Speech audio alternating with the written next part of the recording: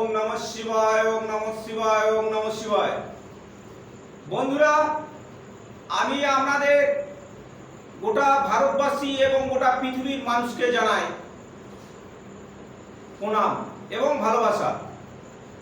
আমি একটা আপনাদের কথা মনে করিয়ে দিই। আমরা প্রথম মা বাবাকে চিনি। মা বাবা ছাড়া আমাদের জগতে কেউ নেই। কারণ আমার মা, আমাদের সবার মা, যখন আমাদের 10 মাস 10 দিন গর্ভে ধারণ করে যখন ভূমিষ্ঠ হয় তখন পৃথিবীর আলো দেখায় এবং আমরা জন্মের পরেই প্রথমেই মায়ের মুখটা দেখি।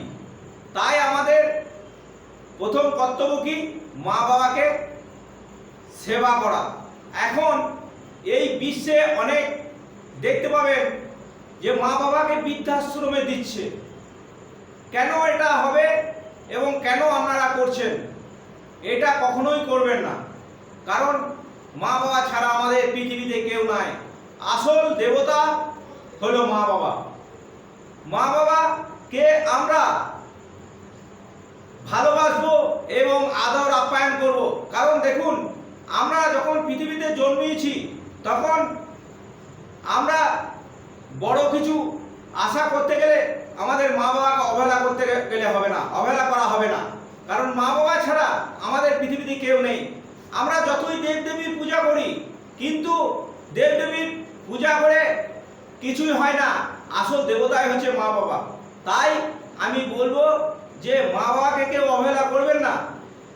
অনেকে দেখা যাচ্ছে, অনেকে দেখতে পাচ্ছেন যে বৃদ্ধকালে মা বাবাকে বড় বড় যে অফিসার বা চাকরি করে তারা ছেলে বউ নিয়ে কেটে কোনো ফ্ল্যাটে বাস করছেন, আর মা বাবা খেতে পাচ্ছে না, মা বাবাকে বৃদ্ধাশ্রমে দিয়ে দিচ্ছে। কেন এটা আপনারা করছেন? এটা কোনোদিনই করবেন না। কারণ এর মতো পাপ আর পৃথিবীতে হয় না। তাই আপনারা মা বাবাকে সেবা করুন এবং লালন পালন করুন। নিজের শিশুকে যেমন আপনারা লালন পালন করছেন, সেই রকম আমাদের মা বাবারা বয়স হয়ে গেলে তাদের সেই ছোট ছেলেদের মতোই করে। কারণ তারাও ছোট শিশু ভাবতে হবে আমাদের। তাই আপনারা মা বাবাকে বৃদ্ধাশ্রমে দেবেন না। আর যদি কেউ দিয়ে থাকেন, মা বাবাকে ফেরত নিয়ে এসে নিজের বাসস্থানে রাখুন এবং মা বাবাকে সেবা করুন। আপনাদের ছেলে বউ আছে, তাদের বোঝান। কারণ আপনি যদি এরকম করতে থাকেন তাহলে আমরা ছেলে মেয়ে দেখে আপনাদেরও ভবিষ্যতে সেই বৃদ্ধাশ্রমে ঠাঁই হবে। তাই আমি বলবো যে আপনারা এখন মা বাবাকে ভালোবাসুন, আর কোনোদিনই বৃদ্ধাশ্রমে কেউ দেবেন না। আর যদি কেউ দিয়ে থাকেন তাহলে খুব ভুল করছেন।